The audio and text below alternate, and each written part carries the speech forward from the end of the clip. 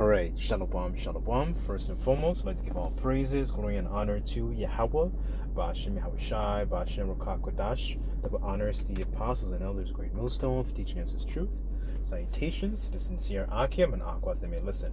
May the blessing of election be upon your house. My name is Brother Akwai. I'm back in here with another quick lesson, and today's lesson I want to do a little of a continuation on these icons, these Dark Ages icons, that so recently, if you don't know, that Vladimir Putin had essentially put out these icons of all these Dark Ages icons, and that was one of the things I thought that was very, very interesting, because we're living in a time where a lot is being exposed. Esau is being exposed, and of who the people of the Bible really are. So what I wanted to do is also show a couple more pictures. So this is one of those lessons where you might have to look at it. I want to just show a glimpse of a couple more pictures of different icons of different kings and rulers during the time of the Dark Ages. So without further ado, this will just be a part 3, and I think I'll start off with this scripture I have here. So just bear with me on this.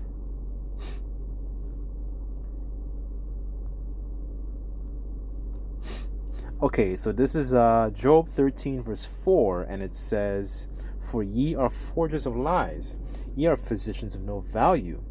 And this is very important because we're living in a time where a lot is being exposed. And so actually an article I recently had seen that one of the so-called Jews, they had lied about going through the whole H situation that happened in the 1940s.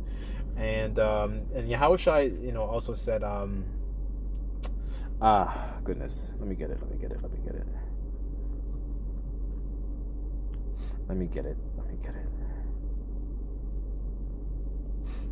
Okay, so this is Luke 8:17, and it says, "For nothing is secret that shall not be made manifest, neither anything hid that shall not be made and come abroad," right? And this is what this is the time that we're living in. A lot of this is being exposed of who the people of the Bible really are, how they actually looked, their depiction, their visage or visage, how it's pronounced in French.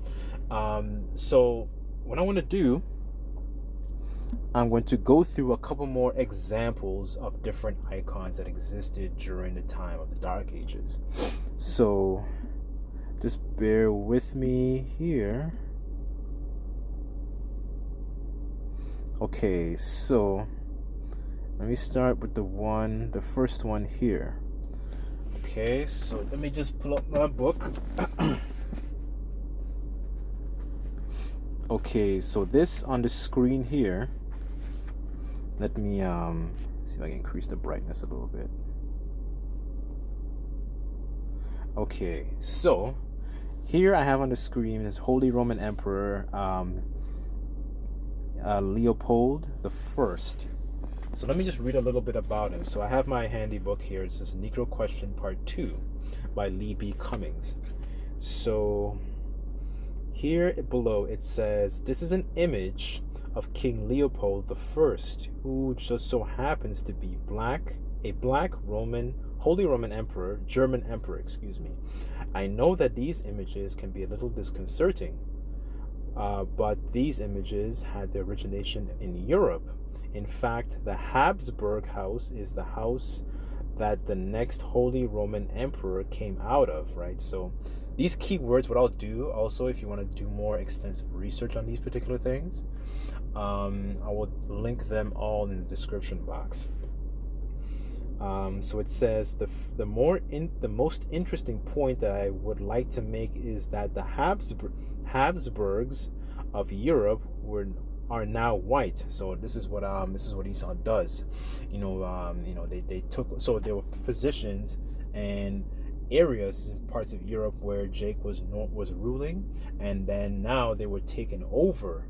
That wealth got translated, those riches got translated, those names got translated towards Esau, right? Like it says in Psalms 49 and 11, they call their lands after their own names. That's one of the things that they're very well known for. Let's go on. It says, "Now that happened Okay, let me continue. It says, so just a little bit more on him. So this is King Leopold. It says this image was taken off of a coin that was minted by King Leopold himself, and himself depicted as a black man with nappy locks, right? And so that's one example here. So, you know, this is an area in modern day Germany where we were ruling. What also proves and backs this up as well is the letter that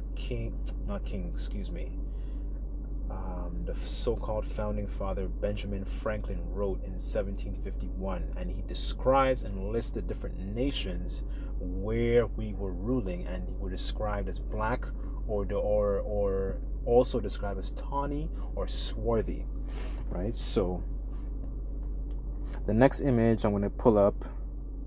Okay, so this is King George the Third. All right, so let me just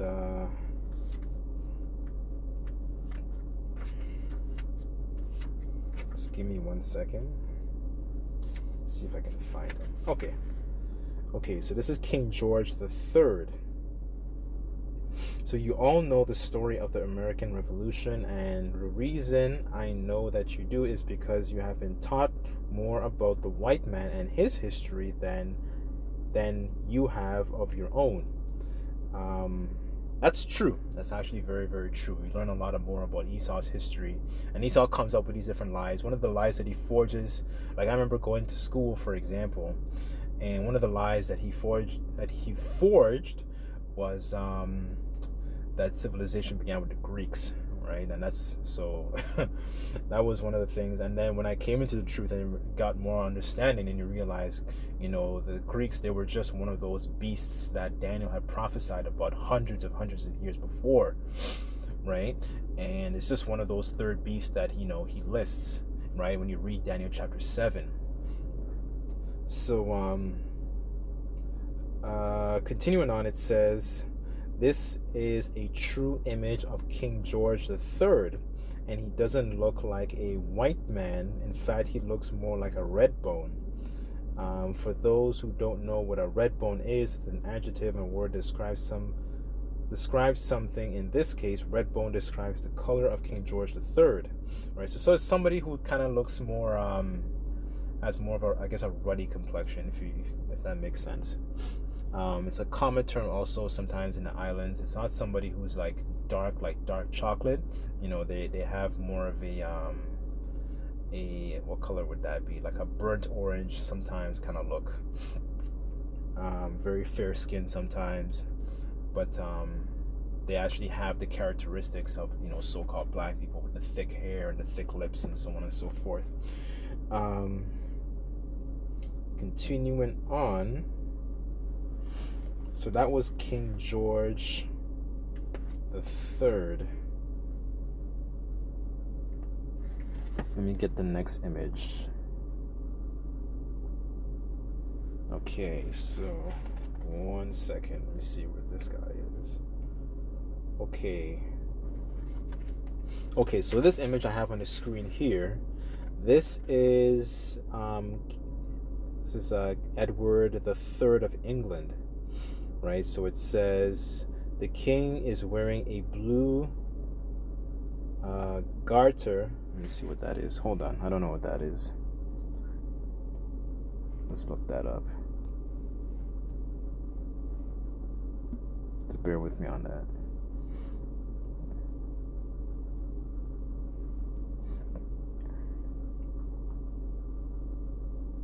Okay, a garter is a tie or fastening to keep the stocking in place on the leg. A band just above the knee, below the knee, bend of the knee. Okay, so let's go back to the image. Okay, so it says so he's wearing a blue garter of the order of the garter over his plate armor between 1430 and 1440, before 1450. So here it says this image of King Edward III of England is not a white man as was taught in your history books. This image is almost 200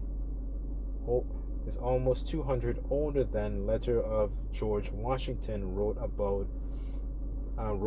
back to England concerning the arriving of black Europeans to the Americas. So back then, these so-called founding fathers, they knew a lot of this information, right? But a lot of this information is being brought out, through our apostles and elders on down, right? And the Lord is using people like Putin to actually put out this information, right? Because like pursuant to Isaiah 60, it says gross darkness covers the earth, and then essentially, to roughly paraphrase, gross darkness covers the people as well. And a lot of our people are very, very ignorant to this particular information, because a lot of them actually strongly believe that they came off the slave ships of Africa only. No. There was also a lot of you Israelites, especially located in the eastern part of the United States, as well as different islands in the Caribbean. A lot of y'all came from Europe. A lot of y'all were exiled to the Caribbean islands.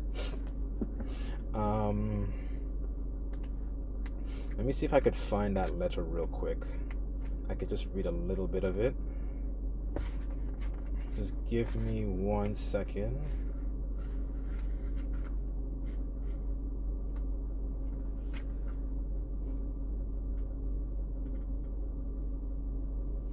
Okay, so this is page 96. So the title is America as a Land of Opportunity. Author is by Benjamin Franklin. The year 1751. Why increase the sons of Africa in America? Right, so it says...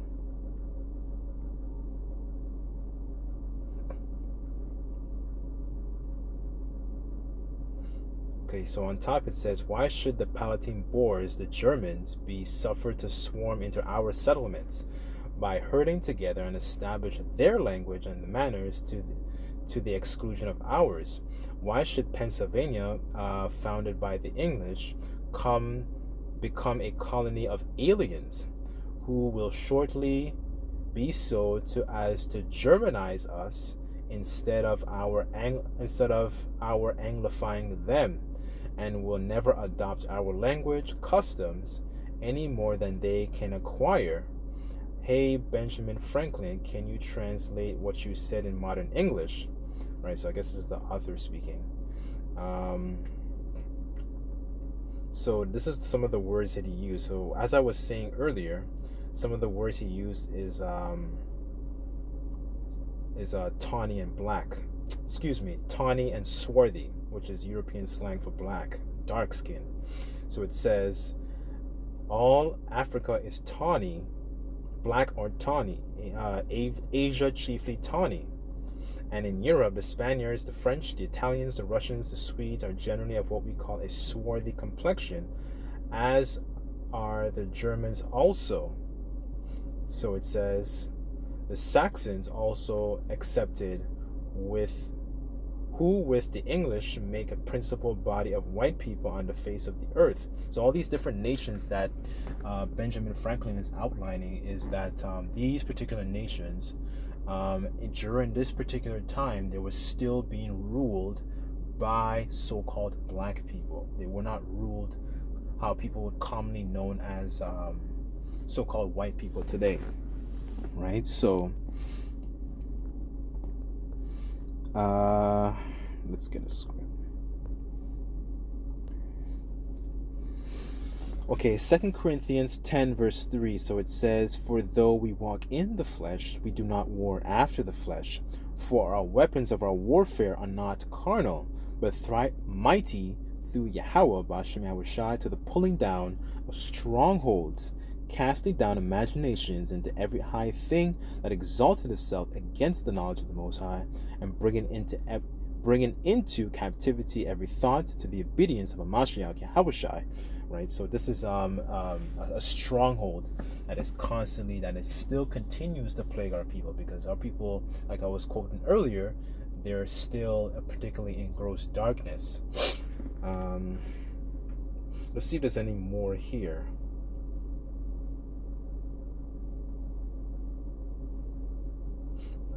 that's chiefly about it. I think I'll just close this off here. So that's really the point I really wanted to make as well. I'm bringing a couple more images. And something I was also reflecting, excuse me, something I just wanted to say in reflection of, as I was meditating, as I was thinking about doing this lesson, was the fact that our people a lot of our people know in the spirit that they come from a higher echelon, right? They come from kings, princes, princesses, and so on and so forth. But what also has to match is your conduct, and our people are massively lacking in the conduct department and think it's always, strongly about money, right? So what I want to do is I want to just bring in a couple more scriptures, and Lord's will, as always, this will be an edifying lesson.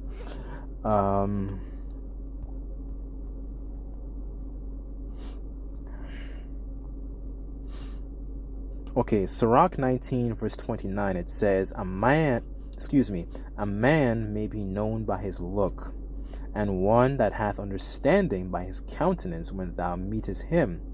A man's attire, excessive laughter, and gait, meaning the way he actually walks, show what he is, right? And that's very, very important, because it shows that you carry yourself in a particular way, right? And what we do,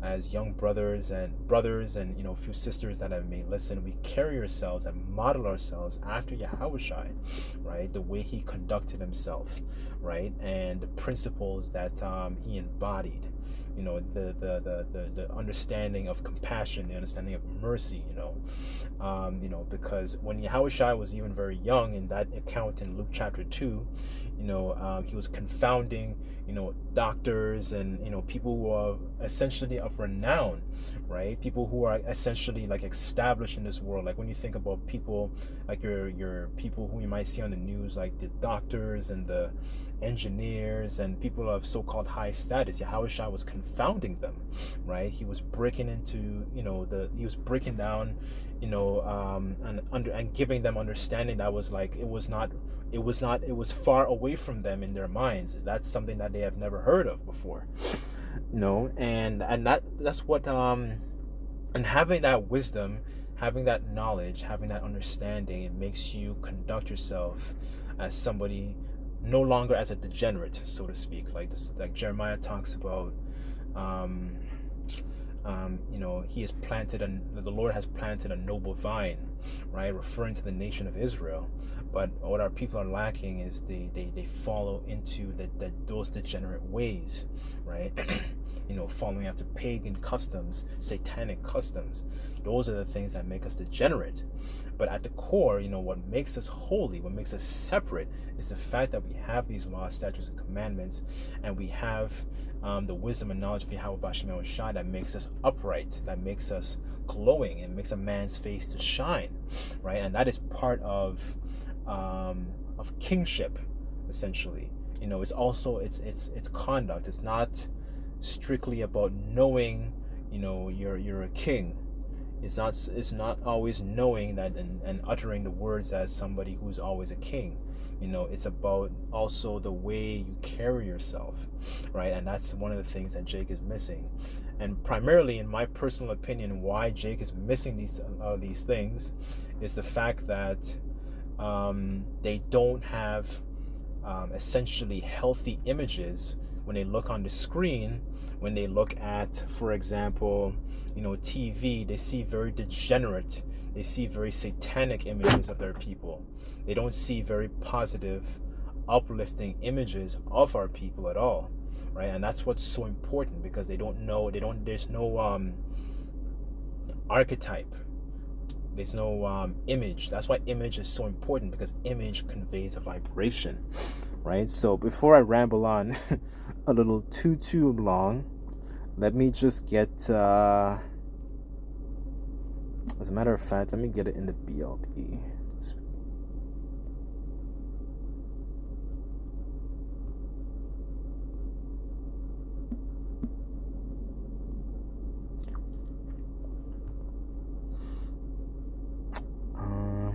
Just bear with me on this. I'm just going to read a little bit of Philippians.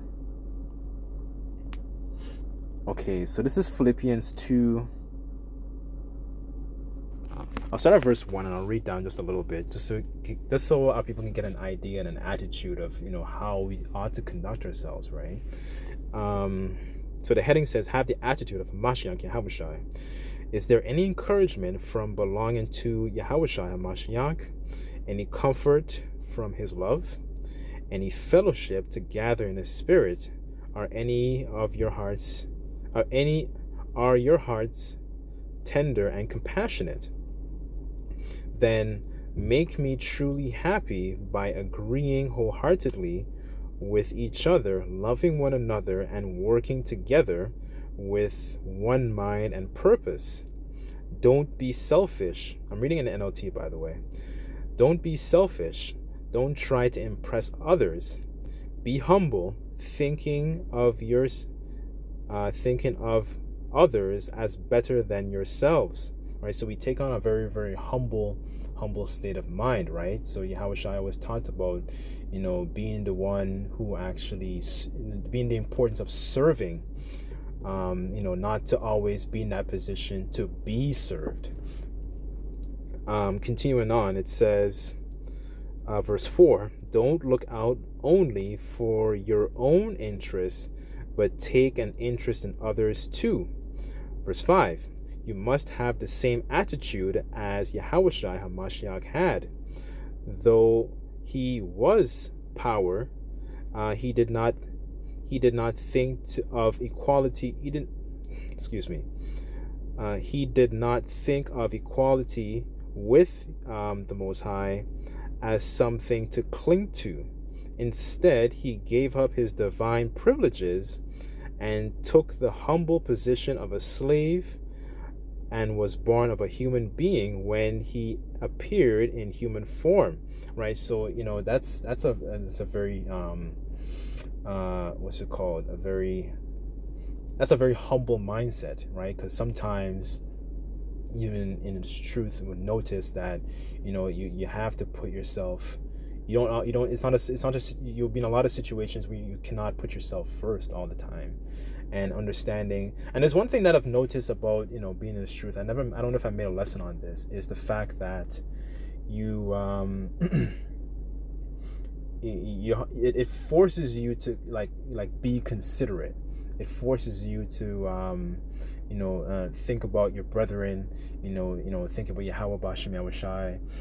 You're put in that position where you kind of have to think about others rather than yourself, right? And it's also it's part of it is also bearing each other's burdens, and part of it it's also for us to actually store up those heavenly treasures, right? Because we want the Lord to remember us in times to come, right? So this is some of the attitudes and some of the virtues that Yahushua actually adopted. And one of the greatest things that he's done is not only shedding his blood, but one of the greatest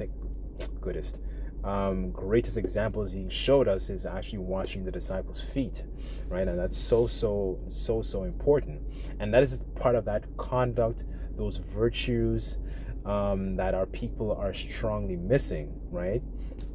But that's why image is so important, because what comes with knowing Yahweh Bashem Yahushai is knowing what they actually represented. Because when people look at images of so-called Jesus Christ, it projects a very negative, perverse, sodomite image, right?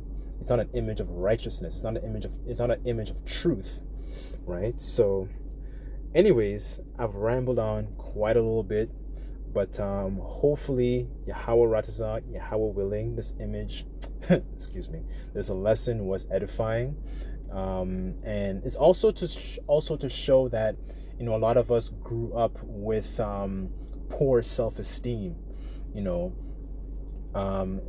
you see these different degenerate images of our people in the news, in TV shows and movies, always playing a very filthy role, and this is part of the breaking down of strongholds, is so we can light a fire and then rekindle healthy, positive images of how a man should be and how a woman should be, how an Israelite woman should be and how an Israelite man should be, right?